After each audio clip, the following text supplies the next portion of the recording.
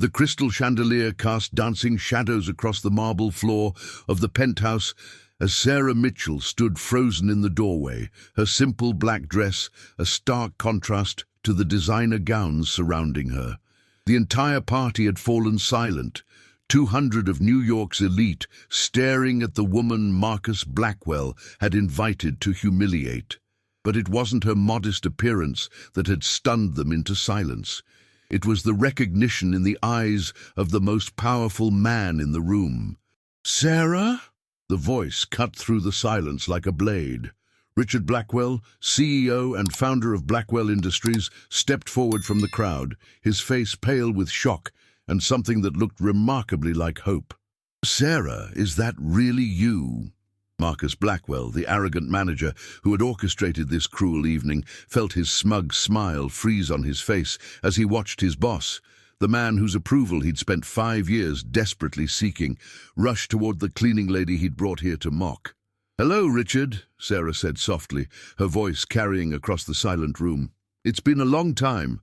The champagne glass slipped from Marcus's hand, shattering on the marble floor as the horrible truth began to dawn on him. The woman he'd spent months tormenting, the single mother he'd delighted in humiliating, was staring at his boss with the unmistakable look of a mother who had found her long-lost son. This incredible story of hidden identities and ultimate justice is about to unfold in ways no one could predict. To witness this emotional journey of revelation and redemption, please join our growing community. We're working toward 1,000 subscribers, and your support helps us bring more powerful stories like this to life. Hit subscribe and let us know in the comments what you think will happen next. 3 days earlier, Marcus Blackwell had been riding high on his latest promotion to Senior Vice President of Operations at Blackwell Industries. At 32, he was the youngest executive in the company's history to reach such heights, and his ego had grown to match his corner office view of Manhattan. Marcus had built his reputation on ruthless efficiency and an uncanny ability to spot weakness in others. He took particular pleasure in reminding people of their place in the corporate hierarchy, especially those he deemed beneath his notice. And no one, in his opinion, was more beneath his notice than Sarah Mitchell. Sarah worked the night shift as part of the cleaning crew that maintained the gleaming offices of Blackwell Industries. At 48, she moved through the corporate floors with quiet dignity, her graying hair always pulled back in a neat bun, her uniform always spotless despite the demanding nature of her work. She had been cleaning these offices for 3 years, invisible to most of the executives who worked there. But Marcus had noticed her, and not in a kind way. "Look at her," Marcus had whispered to his assistant Jennifer as they watched Sarah carefully dust the awards in the lobby. "Probably never been inside a restaurant that doesn't have a drive-through window. Can you imagine someone like that at a real social event?" Jennifer, who had always felt uncomfortable with Marcus's cruel streak, shifted nervously. "She seems nice enough, Mr. Blackwell. She always says good morning when she sees me." "Nice?" Marcus laughed coldly. "She's a nobody, Jennifer, a middle-aged cleaning lady with no education, no class, no prospects. She probably shops at thrift stores and thinks Olive Garden is fine dining." What Marcus didn't know was that Sarah Mitchell had been listening from around the corner, her heart breaking a little more with each cruel word. She had endured his snide comments and deliberate messes for months, but hearing him reduce her entire existence to a punchline was almost more than she could bear.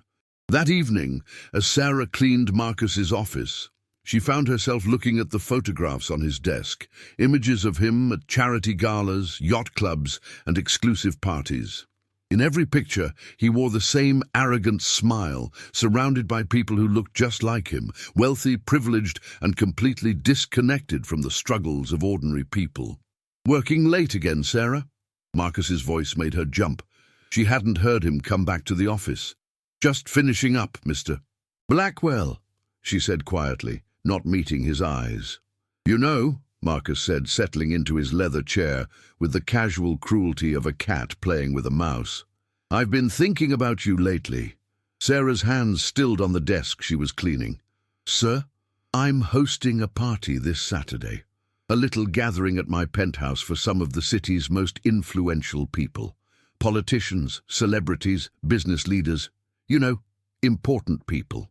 Sarah remained silent, sensing a trap but unable to see its shape. "I was thinking," Marcus continued, his voice dripping with false kindness, "that maybe you'd like to attend. You work so hard, and you never get to see how the other half lives. Consider it a reward for your dedicated service." Sarah looked up, confusion clear in her tired eyes. "I don't understand, sir." "It's simple," Marcus said, pulling out an elegant invitation from his desk drawer. "Saturday night, 8 o'clock. Cocktail attire suggested, though I'm sure you'll figure something out." He held out the invitation, and after a moment's hesitation, Sarah took it with trembling fingers. The paper was thick and expensive, embossed with gold lettering that probably cost more than she made in a week. "Mr. Blackwell, this is very kind, but I'm not sure I would fit in with your guests." "Nonsense," Marcus interrupted, his smile sharp as a blade. "I insist. In fact, I absolutely insist. It would mean so much to me to have you there." Sarah stared at the invitation, her instincts screaming that this was wrong, that there was cruelty hiding behind his sudden kindness. But another part of her, the part that had been beaten down by years of struggle and months of his casual humiliation, wondered if maybe, just maybe, he was being genuine. I don't have anything appropriate to wear," she admitted quietly. "Oh, I'm sure you'll think of something," Marcus said dismissively. "The important thing is that you're there. 8 o'clock sharp. Don't be late." As Sarah left the office that night, invitation clutched in her hand, Marcus was already planning the entertainment value of watching a cleaning lady try to navigate a room full of Manhattan's elite.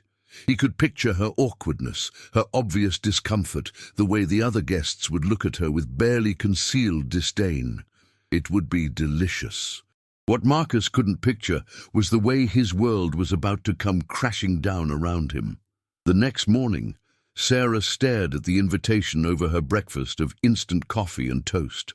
Her small apartment in Queens was a far cry from the luxury Marcus took for granted, but it was clean and filled with the things that mattered to her.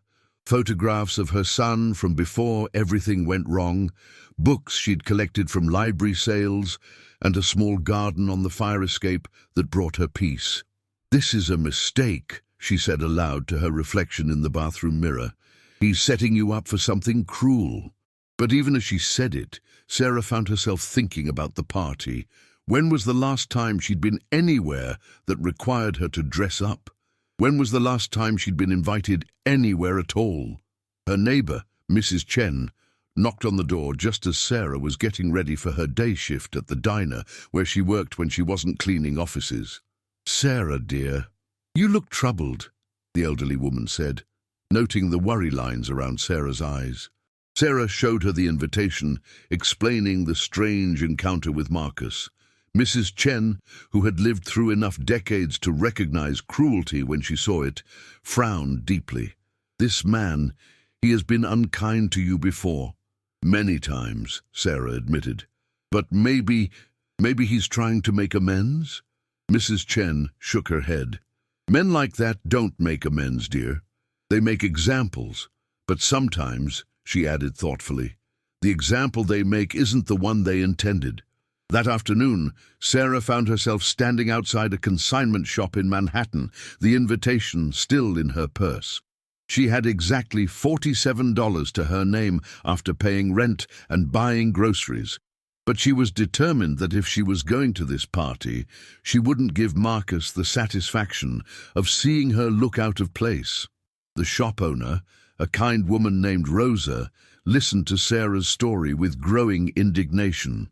"Honey, I know exactly what that man is trying to do," Rosa said, her accent thick with righteous anger. "But we're going to turn his little game around on him." Rosa disappeared into the back of the shop and returned with a dress that took Sarah's breath away. It was simple but elegant, black with subtle beading that caught the light beautifully. It was clearly expensive, the kind of dress that belonged in the closet of someone who attended charity galas and museum openings. "I can't afford this," Sarah said, though she couldn't stop touching the soft fabric. "Who said anything about buying?" Rosa smiled. "Consider it a loan, from one woman to another.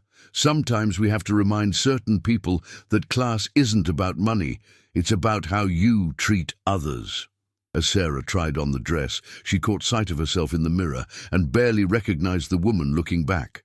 The dress fit perfectly, transforming her from an invisible cleaning lady into someone who looked like she belonged in the world Marcus inhabited. "There's one more thing," Rosa said, disappearing again and returning with a small jewelry box. "These belong to my grandmother, real pearls. They'll complete the look." Sarah's eyes filled with tears as Rosa fastened the pearl necklace around her throat. "Why are you being so kind to me?" "Because," Rosa said simply, "sometimes the universe puts us exactly where we need to be to help each other. And I have a feeling that Saturday night you're going to be exactly where you need to be." As Sarah walked home that evening, the dress carefully wrapped in tissue paper, she felt something she hadn't experienced in years. Anticipation. Not for the party itself, but for the moment when Marcus Blackwell would realize that his cruel little game had backfired spectacularly. She had no idea how spectacularly it would backfire, or that the man whose approval Marcus desperately sought was someone Sarah knew better than anyone else in the world. Saturday evening arrived with the kind of crisp October air that made Manhattan feel electric with possibility. Sarah stood in front of her bathroom mirror, applying the makeup she'd carefully practiced over the past few days. Her hands shook slightly as she fastened Rosa's grandmother's pearls around her neck, but her resolve was steady. Mrs. Chen knocked softly on the door. "Sarah, I brought you something." Sarah opened the door to find her elderly neighbor holding a small clutch purse and a pair of elegant black heels. "Mrs. Chen, you've already done so much." "Hush," the older woman said, pressing the items into Sarah's hands. "These were my daughter's. She would have wanted them to be used for something important. And tonight is important, yes?" Sarah nodded, though she wasn't entirely sure why. Something about this evening felt significant in a way that went beyond Marcus's cruel intentions. "You look beautiful," Mrs. Chen said, stepping back to admire Sarah's transformation. "But more importantly, you look strong. Remember that tonight." An hour later, Sarah stood outside Marcus's penthouse building, her heart pounding as she gave her name to the doorman. The man's eyebrows rose slightly. Clearly he hadn't been expecting someone like her, but he directed her to the private elevator that would take her to the top floor. As the elevator climbed, Sarah caught her reflection in the polished steel doors. The woman looking back at her was elegant, poised, and ready for whatever Marcus had planned. She thought about all the nights she'd cleaned his office while he made snide comments, all the times he'd deliberately knocked papers to the floor just to watch her pick them up, all the cruel laughter she'd endured. Tonight, she decided, would be different. The elevator doors opened to reveal a scene that took Sarah's breath away. Marcus's penthouse was a monument to wealth and taste, with floor-to-ceiling windows offering a spectacular view of the Manhattan skyline. Crystal chandeliers cast warm light over marble floors, and the space was filled with the kind of people Sarah had only seen in magazines. For a moment her courage wavered. These people belonged here. They moved through the space with the casual confidence of those who had never known want, never worried about paying rent or buying groceries. Their clothes probably cost more than Sarah made in a year, and their easy laughter spoke of lives lived without the constant stress of financial insecurity. "Well, well," Marcus's voice cut through her thoughts. "Look who actually showed up." Sarah turned to see Marcus approaching, resplendent in a perfectly tailored tuxedo. His smile was sharp and predatory, and she could see the cruel anticipation in his eyes. He had been looking forward to this moment, planning exactly how he would humiliate her in front of his important guests. "Mr. Blackwell," Sarah said calmly, her voice steadier than she felt. Thank you for inviting me. Oh, the pleasure is all mine, Marcus replied, his tone dripping with false warmth. You look different. I almost didn't recognize you without your cleaning supplies. Several nearby guests turned at his words, their expressions ranging from curious to mildly scandalized. Sarah felt their eyes on her, assessing, judging, finding her wanting. Come, Marcus said, placing his hand on her arm with possessive familiarity.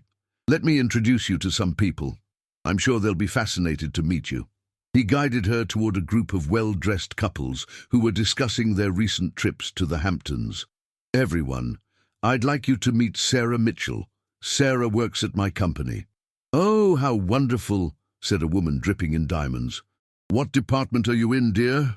Sanitation, Marcus answered before Sarah could speak. Sarah is part of our cleaning crew. I thought it would be nice to show her how the other half lives. The silence that followed was deafening. Sarah felt the weight of their stares, the barely concealed disdain, the way they suddenly found reasons to look elsewhere or excuse themselves from the conversation. It was exactly what Marcus had hoped for. How charitable of you, Marcus, one of the men said awkwardly, clearly uncomfortable with the obvious cruelty of the situation. I believe in giving back, Marcus replied smoothly.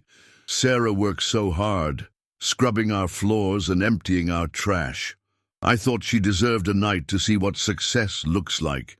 Sarah felt her cheeks burn with humiliation, but she kept her head high. She had expected this, had prepared for it. What she hadn't prepared for was the way some of the guests were looking at Marcus with obvious disapproval. Not everyone, it seemed, found his cruelty amusing. Actually, said a distinguished older woman with silver hair, I think it's wonderful that you're here, Sarah. It takes real strength to build a life through honest work. I'm Margaret Whitman, and I'm delighted to meet you. Margaret extended her hand with genuine warmth, and Sarah shook it gratefully. Thank you, Mrs. Whitman. That's very kind. Not kind at all, just honest, Margaret replied, shooting a pointed look at Marcus. I've always believed that how we treat those who serve us says more about our character than any amount of money ever could. Marcus's smile faltered slightly at the rebuke, but he quickly recovered. Of course, Margaret. We all appreciate hard work. I just thought Sarah might enjoy seeing a different world for an evening. Different, perhaps, Margaret said coolly, but not necessarily better. Character isn't measured by the size of one's bank account. As the evening progressed, Marcus continued his campaign of subtle humiliation. He made sure to mention Sarah's job in every introduction, watched with satisfaction as some guests treated her with barely concealed condescension, and delighted in her obvious discomfort. But something unexpected was happening. While some guests did indeed look down on Sarah, others seemed to find Marcus's behavior distasteful. She found herself in genuine conversations with people who were interested in her as a person, not just as an object of curiosity. You have beautiful hands, observed an elderly gentleman named Dr. Harrison. Very graceful. Have you ever played piano? Sarah was startled by the question. Yes, actually. When I was younger, I haven't played in years. I thought so. There's something about the way you hold yourself. Music leaves its mark on a person. As they talked, Sarah found herself relaxing slightly. Dr. Harrison was genuinely interested in her thoughts on music, her favorite composers, her memories of playing.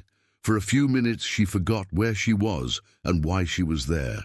Marcus, watching from across the room, was growing increasingly frustrated. This wasn't going according to plan. Sarah was supposed to be cowering in a corner by now, overwhelmed by her obvious inadequacy. Instead, she was holding her own in conversations, displaying a grace and intelligence that was undermining his entire scheme. Having fun? He asked, appearing suddenly at her elbow as Dr. Harrison excused himself to get another drink. It's a lovely party, Sarah replied diplomatically. I'm sure it is for someone like you, Marcus said, his mask of politeness slipping slightly. Must be quite a change from your usual Saturday nights. What do you normally do? Watch TV in your little apartment? Clip coupons? Sarah looked at him steadily, seeing the cruelty in his eyes, the desperate need to make her feel small. I read mostly. I have a small garden. I volunteer at the literacy center on weekends, teaching adults to read. Marcus blinked, clearly not expecting that answer. How noble of you. It's not noble, Sarah said quietly. It's necessary. Not everyone has had the advantages you've had, Mr. Blackwell. Some people need help, and some people are willing to give it. Before Marcus could respond, a commotion near the entrance caught their attention. The conversations around them began to die down as people turned toward the door, and Sarah heard someone whisper, "Is that Richard Blackwell?" Marcus straightened immediately, his entire demeanor changing. "Excuse me," he said to Sarah, his voice suddenly nervous. "My boss just arrived. The CEO, I should go greet him." Sarah watched as Marcus hurried toward the entrance, his earlier confidence replaced by obvious anxiety. She had never seen him look nervous before, and she found herself curious about the man who could have such an effect on someone as arrogant as Marcus Blackwell. She moved closer to get a better look, weaving through the crowd of guests who were all craning their necks to see the famous Richard Blackwell. Sarah had heard of him, of course. Everyone who worked for Blackwell Industries knew the story of the self-made billionaire who had built his empire from nothing, but she had never seen him in person. When she finally got a clear view of the entrance, Sarah's world stopped spinning. The man standing in the doorway accepting congratulations and handshakes from the other guests was older than she remembered. His dark hair was now silver at the temples, and there were lines around his eyes that hadn't been there 25 years ago. But she would have recognized him anywhere. It was her son, her Richard, the baby she had given up for adoption when she was barely 23, unmarried and unable to provide the life she wanted him to have. The son she had thought about every single day for 25 years. The successful, powerful man she had watched from afar through newspaper articles and magazine profiles, never daring to hope that she might someday see him again. And as their eyes met across the crowded room, Sarah saw the exact moment when Richard Blackwell recognized the woman who had given him life, then given him away so he could have a better one. The champagne glass slipped from Marcus's hand and shattered on the marble floor, but neither Sarah nor Richard heard it. They only had eyes for each other, mother and son, separated by 25 years and a room full of strangers, but connected by a bond that had never truly been broken. The penthouse fell into an eerie silence as Richard Blackwell moved through the crowd like a man in a trance. Every step brought him closer to the woman who had haunted his dreams and shaped his ambitions for 25 years. The guests parted before him, sensing that something momentous was happening, though none of them could understand what. "Sarah," Richard said again, his voice barely above a whisper as he reached her. "My God, it's really you." Sarah's eyes filled with tears as she looked up at the man her baby had become. He was tall and distinguished, with the kind of presence that commanded respect. But underneath the expensive suit and the aura of power, she could still see traces of the infant she had held for 3 precious days before signing the adoption papers. "Hello, Richard," she managed, her voice thick with emotion. "You've grown up to be everything I hoped you would be." Marcus stood frozen nearby, his mind struggling to process what he was witnessing. This couldn't be happening. The cleaning lady couldn't possibly know his boss, the most powerful man in the company. And yet, the way they were looking at each other. "I don't understand," Marcus said loudly, his voice cutting through the intimate moment. "How do you two know each other?"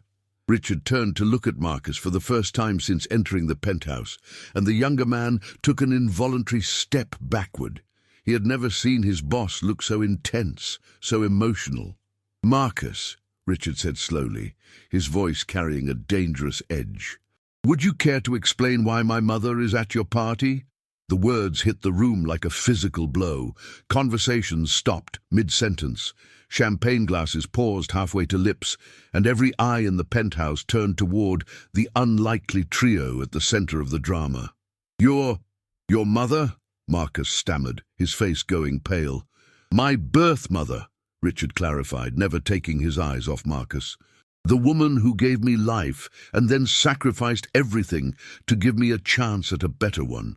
The woman I've been searching for since I was 18 years old. Sarah gasped softly. You've been searching for me? Richard turned back to her, his expression softening. Every day, I hired private investigators, worked with adoption agencies, followed every lead. But your records were sealed, and you seem to have disappeared completely after you gave me up. I changed my name, Sarah admitted. After the adoption, I couldn't bear to be reminded of what I'd lost. I became Sarah Mitchell instead of Sarah Thompson. Thompson, Richard repeated, and Sarah saw recognition dawn in his eyes. You kept our original last name as your middle name, Sarah Thompson Mitchell. I couldn't let go of you completely, Sarah whispered. Marcus watched this reunion with growing horror as the implications of the situation became clear. He had spent months tormenting the mother of the man whose approval he desperately craved. He had invited her here to humiliate her in front of New York's elite, never knowing that he was orchestrating his own destruction. I still don't understand, Marcus said desperately, trying to regain some control of the situation. How did you end up working as a cleaning lady? I mean, if you're Richard's mother.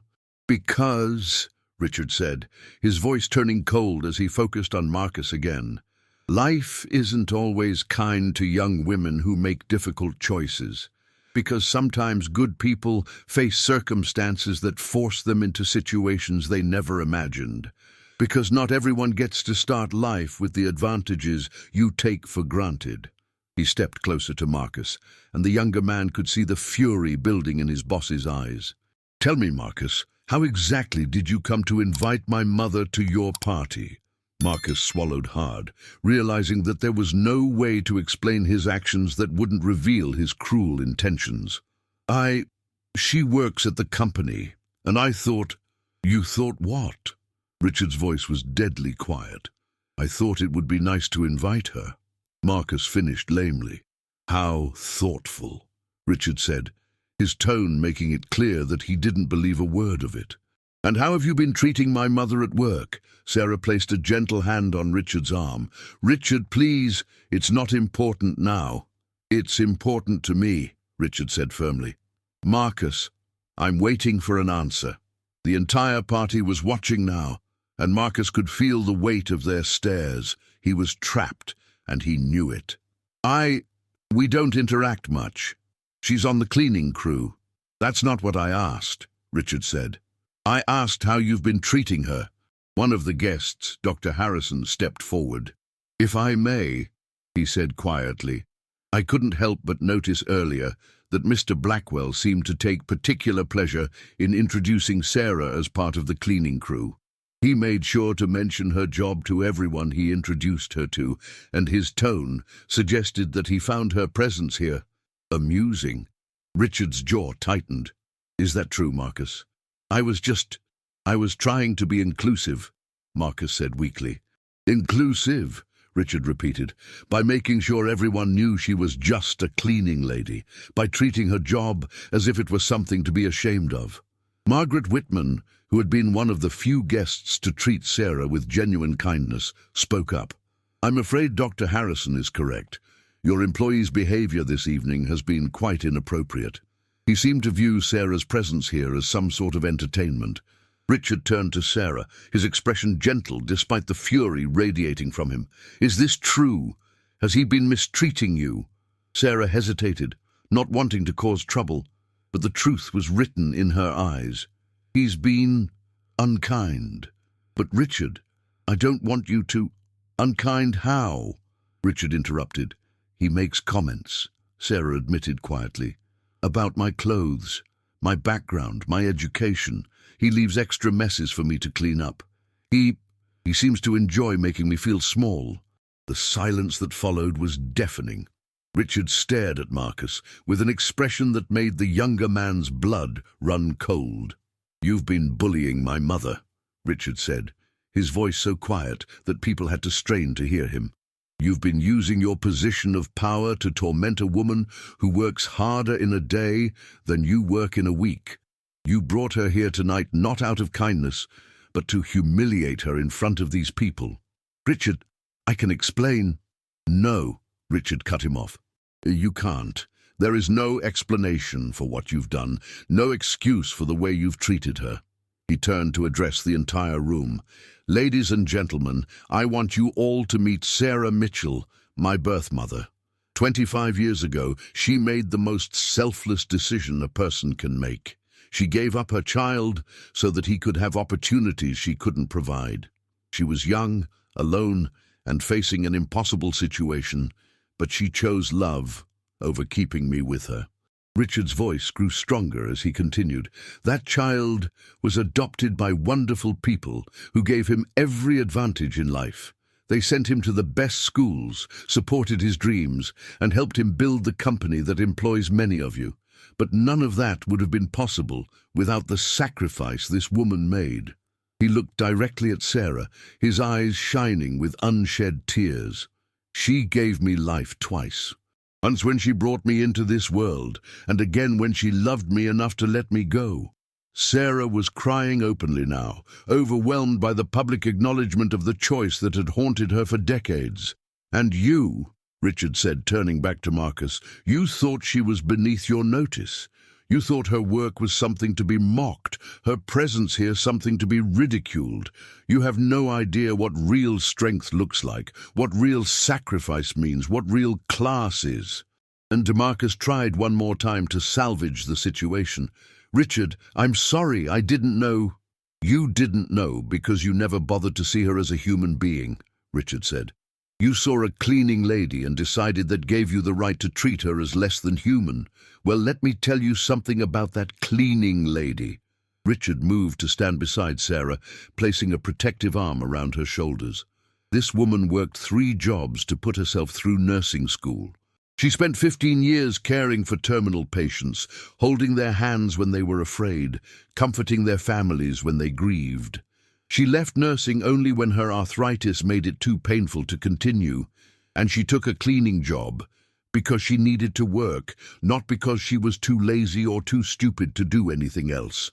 The guests were staring at Sarah with new respect, seeing her through Richard's eyes rather than Marcus's cruel lens. She volunteers at a literacy center, teaching adults to read. She donates blood every 8 weeks. She's never missed a day of work, never complained about overtime, never asked for special treatment. She's everything you pretend to be but aren't, decent, hard-working, and genuinely caring about others. Richard's voice grew harder as he focused on Marcus again. And you thought she would make good entertainment for your party. You thought her discomfort would amuse your guests. You thought wrong. What are you going to do? Marcus asked, his career flashing before his eyes. What am I going to do? Richard repeated. I'm going to make sure you never have the opportunity to abuse your power again. You're fired, Marcus, effective immediately. Security will escort you out. Richard, please, you can't. I can, and I am. You're also banned from all Blackwell properties. If I ever hear that you've treated another employee the way you've treated my mother, I'll make sure every company in this city knows exactly what kind of person you are. As if summoned by his words, 2 security guards appeared at the entrance to the penthouse. Richard nodded to them, and they moved toward Marcus. Wait, Sarah said suddenly, causing everyone to freeze. Richard, please, don't do this because of me. I'm not doing this because of you, Richard said gently. I'm doing this because it's right. Marcus has shown his true character tonight, and that character has no place in my company. Sarah looked at Marcus, seeing the fear and desperation in his eyes. Despite everything he had done to her, she felt a moment of pity for him. Everyone deserves a second chance, she said quietly. Some people do, Richard agreed. But second chances have to be earned, and Marcus has shown no remorse for his actions. He's only sorry he got caught. The security guards reached Marcus, who looked around the room desperately, hoping someone would speak up for him. But the guests who had watched him humiliate Sarah all evening remained silent. As Marcus was escorted from his own party, Richard turned back to Sarah. "I have so many questions," he said. "So much I want to know about you, about your life, about why you made the choice you did." "And I want to hear everything about yours," Sarah replied. "About the man you've become, about the life you've built." "Then let's get out of here," Richard said. "We have 25 years to catch up on, and I don't want to waste another minute." As they prepared to leave, Margaret Whitman approached them. "Sarah, dear, I just wanted to say that it's been an honor to meet you. Your son is a remarkable man, and now I can see where he gets his character from." "Thank you," Sarah said, touched by the older woman's kindness. "And Richard," Margaret continued, "what you did tonight, standing up for your mother, showing these people what real values look like. That's the mark of true leadership." As they walked toward the elevator, Sarah couldn't help but look back at the penthouse where Marcus had planned her humiliation. Instead, it had become the site of the most wonderful surprise of her life. "Are you really sure about this?" she asked Richard as the elevator doors closed behind them.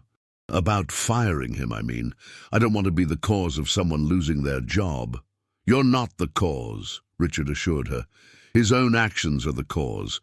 And yes, I'm sure, people like Marcus don't change, Mom.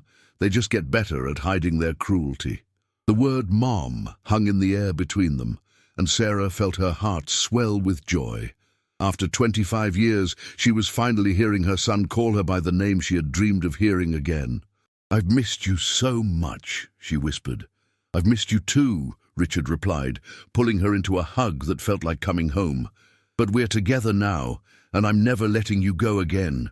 3 weeks later, Sarah sat in the executive dining room of Blackwell Industries, still marveling at the surreal turn her life had taken. The room was elegant, but not ostentatious, with floor-to-ceiling windows offering a stunning view of Central Park. She was no longer cleaning these offices. Instead, she was having lunch with her son, in the same building where Marcus had once delighted in making her feel invisible. "You're thinking too hard," Richard observed, setting down his coffee cup. "I can practically hear the wheels turning." Sarah smiled, still getting used to the easy intimacy that had developed between them over the past few weeks. "I'm just trying to process everything. A month ago, I was scrubbing floors and counting pennies. Now I'm having lunch in the executive dining room with my son, who happens to be one of the most powerful men in New York." "You're having lunch with Richard," he corrected gently. "The powerful businessman thing is just what I do for work. What matters is that you're here, and we're finally getting to know each other." The past 3 weeks had been a whirlwind of revelation and reconnection.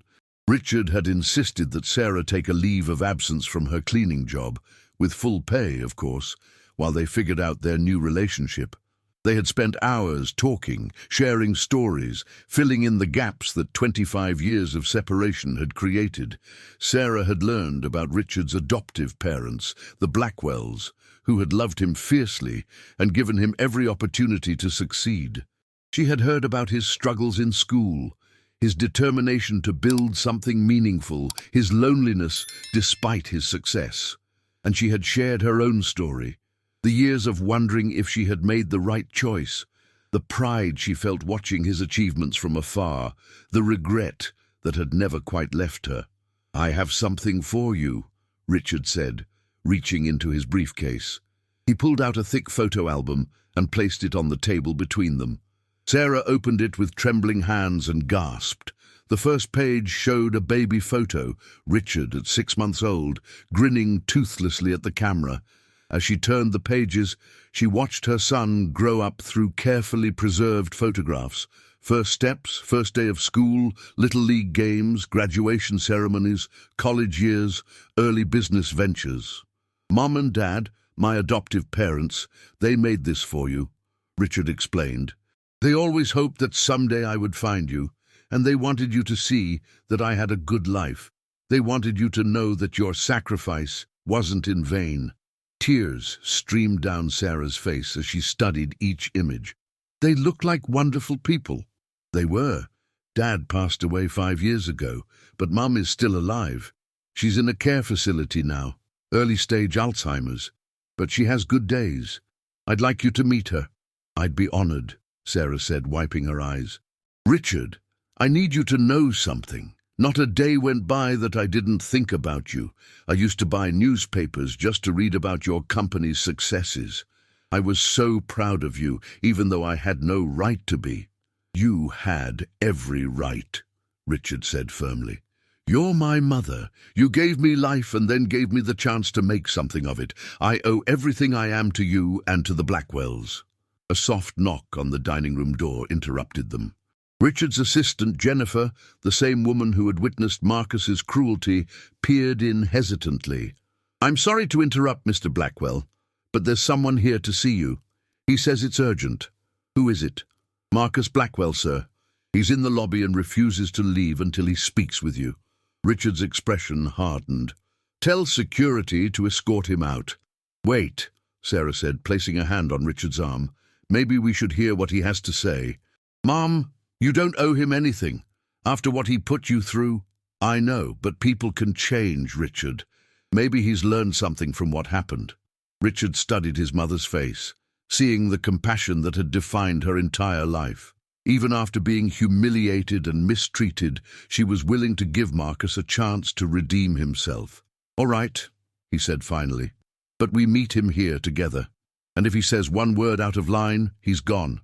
5 minutes later, Marcus entered the dining room looking like a shadow of his former self. His usually perfect appearance was disheveled, his expensive suit wrinkled, and there were dark circles under his eyes. He had clearly been struggling since his termination. "Richard," he began, then stopped when he saw Sarah. "Mrs. Mitchell, I didn't expect you to be here." "It's my lunch break," Sarah said simply. "What can we do for you, Marcus?" Marcus swallowed hard, clearly struggling with what he wanted to say. "I came to apologize. To both of you. What I did was inexcusable, and I've spent every day since the party thinking about it." "Have you?" Richard asked coldly. "Or have you spent every day since the party trying to figure out how to get your job back?" "Both," Marcus admitted. "I won't lie to you. Losing this job has been devastating. No one else will hire me. Word gets around in our industry. But more than that, I've been forced to confront the kind of person I became." He turned to Sarah, his voice shaking slightly. "Mrs. Mitchell, I treated you abominably. I used my position to make you feel small because it made me feel big. I brought you to that party specifically to humiliate you, and I took pleasure in your discomfort. There's no excuse for that behavior." Sarah studied his face, looking for signs of genuine remorse. "Why did you do it, Marcus? What did I ever do to you?" "Nothing," Marcus said immediately. "You never did anything to me. You were always polite, always professional, always did your job without complaint. I targeted you because you reminded me of my own mother." The admission hung in the air like a confession. Richard leaned forward, intrigued despite himself. "Your mother?" Marcus nodded miserably. "She was a cleaning lady too. Worked nights to support me and my sister after our father left. I was so ashamed of her job, so embarrassed when my friends found out what she did for a living. I spent my whole life trying to distance myself from that world, trying to prove I was better than where I came from. And when you saw me," Sarah said quietly, "you saw her." "I saw everything I was trying to escape from," Marcus confirmed. "And instead of being grateful for the sacrifices she made, instead of honoring her memory, I took out my own shame on you. I became the kind of person who would have looked down on my own mother." Richard was quiet for a long moment, processing this revelation. "Your mother is dead. Cancer 3 years ago. I was so busy climbing the corporate ladder that I barely visited her in the hospital.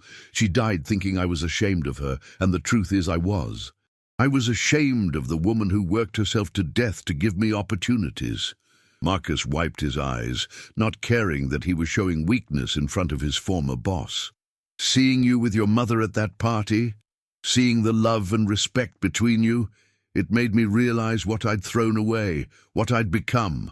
Sarah felt her heart ache for the broken man in front of her. "Marcus, your mother knew you loved her. Mothers always know." "Do they?" Marcus asked hopefully. even when their children are too proud and stupid to show it? Especially then, Sarah assured him. Love doesn't disappear just because it's not expressed perfectly. Richard watched this exchange with growing amazement. Even now, even after everything Marcus had done to her, his mother was offering comfort and forgiveness. "What do you want from us, Marcus?" Richard asked. "I want to make amends," Marcus said. "I know I can't undo what I did, but I want to try to make it right somehow. I've been volunteering at a homeless shelter, working with people who remind me of my mother, of Mrs. Mitchell. I'm trying to become the kind of person my mother would have been proud of." "That's admirable," Sarah said. "But you don't need our permission to change your life." "I need your forgiveness," Marcus said simply. "I need to know that it's possible to come back from being the kind of person I was." Sarah looked at Richard, seeing the conflict in his eyes. She knew he wanted to protect her, to make sure Marcus never had the chance to hurt her again. But she also knew that forgiveness wasn't just about the person being forgiven. It was about freeing yourself from the burden of anger and resentment. "I forgive you, Marcus," she said quietly, "not because you deserve it, but because holding on to anger would only hurt me more." Marcus's shoulders sagged with relief, and tears began to flow freely down his cheeks. "Thank you. You don't know what that means to me." "I do know," Sarah said, "because I've needed forgiveness too. We all have."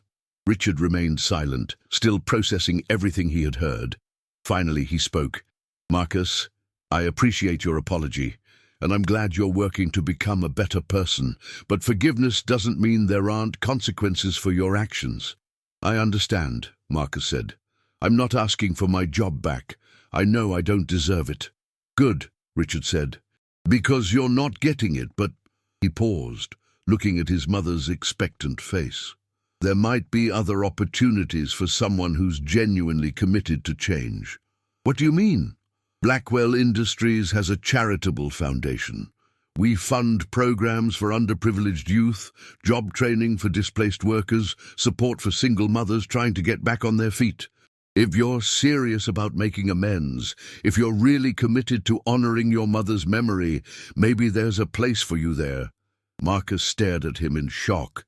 "You would, after everything I did."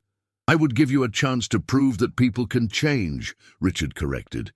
"It would be entry-level work, probably a significant pay cut from what you're used to, and you'd be working directly with the kinds of people you used to look down on. But if you're serious about redemption, it's a start." "I'll take it," Marcus said immediately. "Whatever it is, whatever it pays, I'll take it." "Don't answer so quickly," Richard warned. "Think about it.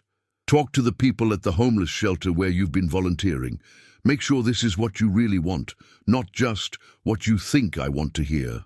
After Marcus left, promising to consider the offer carefully, Sarah and Richard sat in comfortable silence for a while. "You didn't have to do that," Sarah said finally. "Offer him a job, I mean." "I know, but watching you forgive him, seeing the grace you showed even after everything he put you through, it reminded me that everyone deserves a chance at redemption. Even people who don't seem to deserve it." "Especially people who don't seem to deserve it," Richard said. "After all, if a young woman could love her child enough to give him away so he could have a better life, then maybe an arrogant executive can learn to love people enough to serve them instead of using them." Sarah reached across the table and took her son's hand. "I'm so proud of the man you've become, not because of your success or your money, but because of your heart." "I learned that from you," Richard said. "Even though we were apart, even though I didn't know you, somehow I learned it from you." As they prepared to leave the dining room, Sarah marveled at how much had changed in just a few weeks. She was no longer the invisible cleaning lady that Marcus had tormented. She was Richard Blackwell's mother, a woman with a story worth telling and a future worth living. But more than that, she was part of a family again. And for the first time in 25 years, she felt like she was exactly where she belonged. 6 months after the party that changed everything, Sarah stood in the lobby of the newly opened Sarah Mitchell Community Center, watching as families from the neighborhood explored the bright, welcoming space. The center, funded by the Blackwell Foundation and named in her honor despite her protests, offered literacy classes, job training, childcare, and support services for struggling families. "You're doing it again," Richard said, appearing beside her with 2 cups of coffee. "Doing what?" "Thinking too hard. I can see the wheels turning from across the room." Sarah accepted the coffee gratefully. "I'm just amazed by all of this. 6 months ago, I was cleaning offices and worrying about paying rent. Now there's a community center with my name on it." "Now there's a community center that exists because you inspired it," Richard corrected. "This place represents everything you've always stood for. Helping others, believing in second chances, seeing the potential in people that others overlook." Through the large windows, they could see Marcus working with a group of teenagers in the computer lab. He had taken the job with the foundation and thrown himself into it with surprising dedication. The arrogant executive who had once delighted in humiliating others was now patiently teaching coding skills to kids from the same kind of neighborhood where his mother had struggled to raise him. "How's he doing?" Sarah asked, nodding toward Marcus. "Better than I expected," Richard admitted. "The kids love him, probably because he doesn't talk down to them. He knows what it's like to be ashamed of where you come from. And he's learned that there's nothing to be ashamed of." "Exactly. He told me last week that working here has taught him more about real success than all his years climbing the corporate ladder." Sarah watched Marcus help a young girl troubleshoot a programming problem, his patience evident in every gesture. "People can change," she said softly. "Some people can," Richard agreed, "when they have the right motivation and the right support." A commotion near the entrance caught their attention. Dr. Harrison, the elderly gentleman who had been kind to Sarah at the party, was arriving with his wife for the center's grand opening celebration. "Sarah, my dear," he called out, making his way over to them, "this is absolutely wonderful. Margaret and I have been looking forward to this day since Richard told us about the center. Dr. Harrison, Mrs. Harrison, thank you so much for coming," Sarah said, genuinely pleased to see them. "We wouldn't have missed it," Margaret Harrison replied. "After what we witnessed at that dreadful party, seeing how it all led to this, well, it just proves that sometimes the worst moments can lead to the best outcomes." "Speaking of which," Dr. Harrison said, "we have something for you." He handed Sarah an envelope with her name written in elegant script. Inside was a check for $50,000 made out to the Sarah Mitchell Community Center. "We can't accept this," Sarah protested. "It's too much." "Nonsense," Margaret said firmly.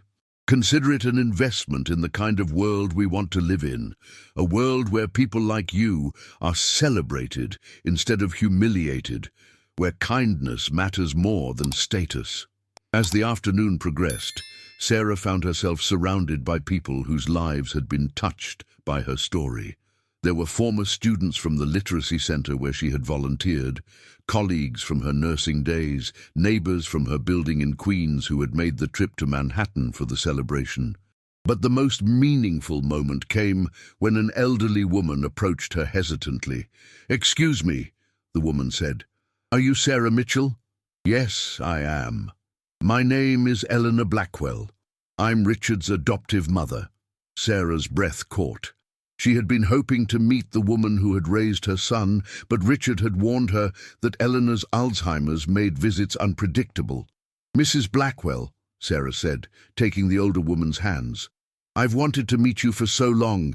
And I've wanted to meet you," Eleanor replied, her eyes surprisingly clear and focused. "I wanted to thank you for the gift you gave us. Richard has been the light of our lives. He's been the light of mine too, even when I couldn't see him." Eleanor smiled, and Sarah could see where Richard had learned his warmth. "You know, we always told him that his birth mother must have loved him very much to make such a difficult choice. We wanted him to know that he was wanted, not abandoned." Thank you for that," Sarah whispered, tears streaming down her face. "Thank you for loving him and for helping him understand." "We were just the caretakers," Eleanor said gently. "You gave him life, and you gave him to us to nurture. But the love, the strength, the compassion that came from you. Richard appeared beside them, his own eyes wet with emotion. "Mum," he said to Eleanor, "you're having a good day." "I'm having a perfect day," Eleanor corrected. "I finally got to meet Sarah." As the celebration continued into the evening, Sarah found herself reflecting on the incredible journey that had brought her to this moment. The cruel invitation that was meant to humiliate her had instead reunited her with her son and given her a purpose she had never imagined. "Penny for your thoughts," Richard said, joining her on the center's outdoor terrace as the last guests were leaving. "I was thinking about that night at Marcus's party," Sarah said. "How terrified I was, how certain I was that it would end badly. And instead it ended with us finding each other. Do you think—" Sarah hesitated, then continued, "Do you think everything happens for a reason? That maybe I was meant to take that cleaning job, meant to endure Marcus's cruelty, meant to be at that party?" Richard considered the question seriously.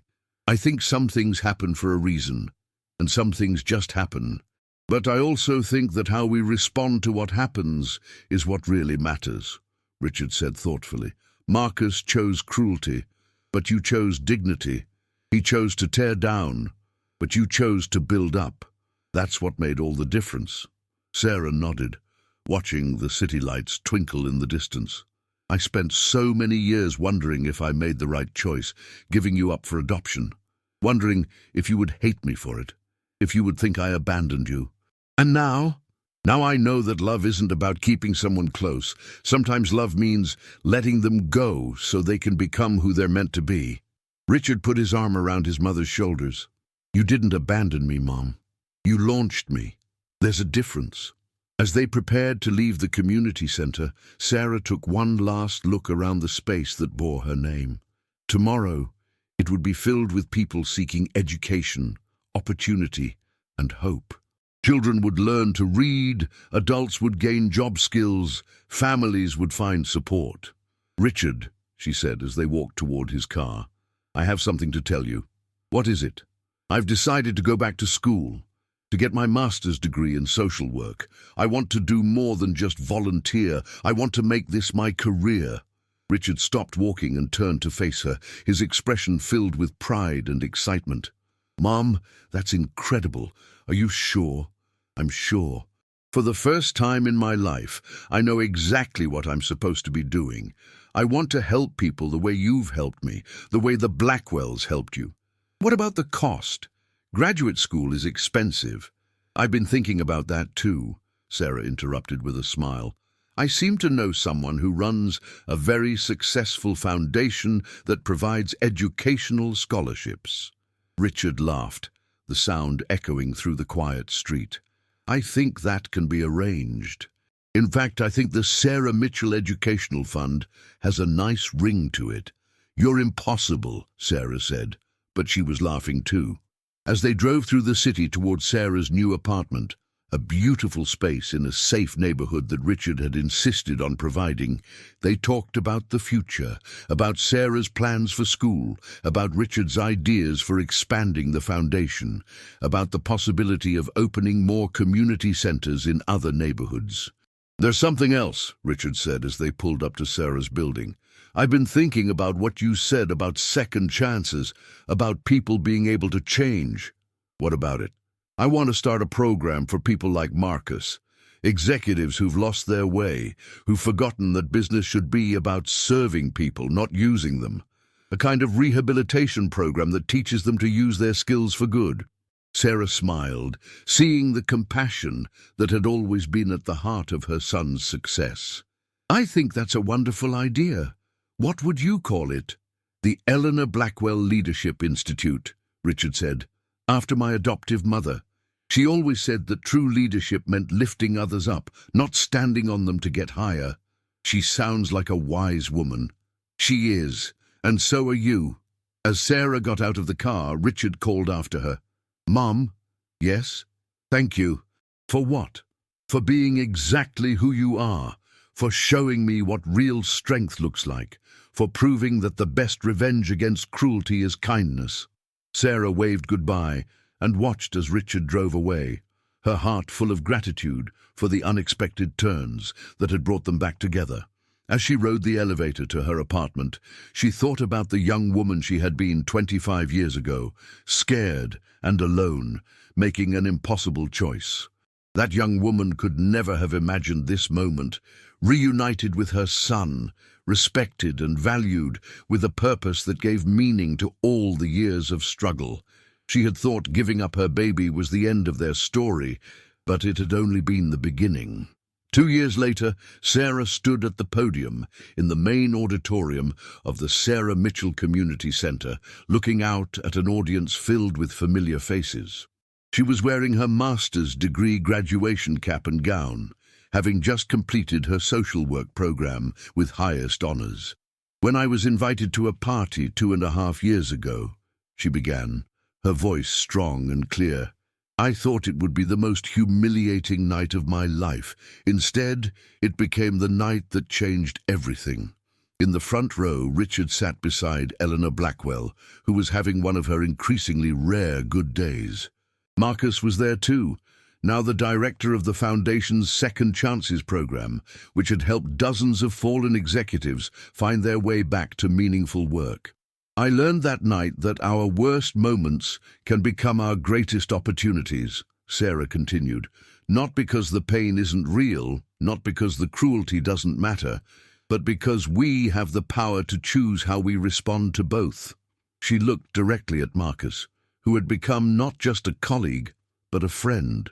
"I learned that people can change, that redemption is possible, and that sometimes the person who hurts us most can become the person who helps us most." The audience applauded as Sarah concluded her speech, but the most meaningful moment came afterward, when a young woman approached her hesitantly. "Ms. Mitchell," the girl said, "my name is Jessica. I'm 17 and I'm pregnant. I don't know what to do." Sarah's heart clenched with recognition and compassion. "Would you like to talk about it?" "I've been thinking about adoption," Jessica said quietly, "but I'm scared. What if I regret it? What if my baby hates me for giving them up?" Sarah took the girl's hands in hers, seeing her own younger self in Jessica's frightened eyes. "Let me tell you about a choice I made when I was not much older than you," she said gently. "And let me tell you about the son who taught me that love isn't about keeping someone close. It's about wanting what's best for them, even when it breaks your heart." As Sarah talked with Jessica, Richard watched from across the room, marveling at how his mother's story continued to touch lives and create hope. The cruel invitation that was meant to destroy her had instead revealed her strength, reunited their family, and created a legacy of compassion that would outlast them all. The circle was complete, but the story was far from over. It would continue with every person who found hope at the community center, every executive who learned to lead with compassion, every young mother who discovered that love sometimes means letting go. And at the center of it all would be Sarah Mitchell, the woman who had turned humiliation into triumph, cruelty into kindness, and separation into the strongest bond of all, the unbreakable love between a mother and her child. This powerful story of transformation, forgiveness, and the unbreakable bonds of family has reached its inspiring conclusion. If this tale of turning cruelty into kindness and finding strength in vulnerability touched your heart, please show your support by hitting the like button and sharing it with someone who believes in the power of second chances. Remember to subscribe for more stories that celebrate the triumph of the human spirit. Until next time, may we all find the courage to choose compassion over cruelty and love over fear.